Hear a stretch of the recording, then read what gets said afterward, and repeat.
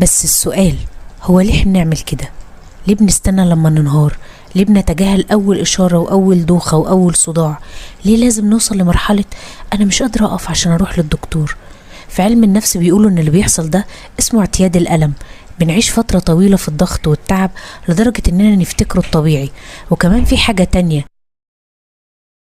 اسمها الإنكار كآلية دفاع. بننكر التعب لأننا عارفين إن وراه مسؤوليات هتقع، وإحنا كستات ما ينفعش حاجة تقع مننا. بس أنا بدأت أتعلم لما جسمي يطلب راحة أسمعه، ولما أحس إني محتاجة أنام ما اعتبرهاش كسل، ولما ألاقي عندي شوية طاقة ما استهلكهاش في تنظيف الدنيا وأنسى نفسي. الراحة مش رفاهية، وصحتنا مش شيء بيسيبنا فجأة، ده بيسيبنا حتة حتة وإحنا مش واخدين بالنا.